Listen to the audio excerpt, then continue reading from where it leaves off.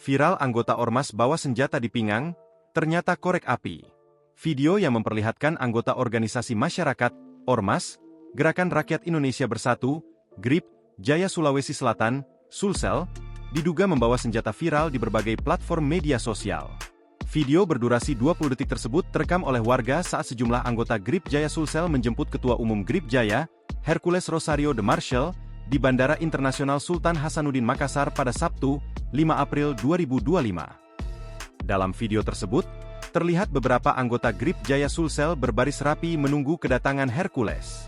Namun, perhatian kamera terfokus pada salah satu anggota yang mengenakan baret berwarna biru, yang terlihat membawa benda yang diduga senjata api.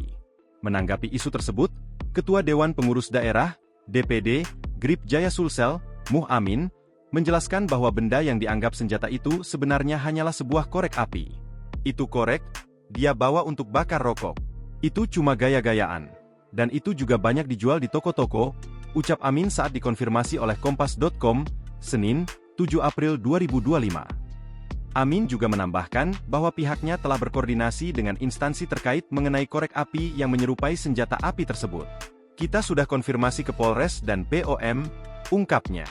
Dia menyatakan bahwa viralnya video ini disebabkan oleh pihak media sosial yang dianggapnya melebih-lebihkan keterangan tanpa melakukan konfirmasi atau mencari fakta terlebih dahulu. Kami juga tidak tahu siapa yang viralkan itu. Itu kayaknya melebih-lebihkan, tapi kami berdasarkan fakta saja, bukan senjata, beber Amin. Amin juga mengonfirmasi bahwa kunjungan Ketua Umum GRIP Jaya ke Sulsel memang untuk menyalurkan bantuan. Download Tribun X sekarang, menghadirkan lokal menjadi Indonesia.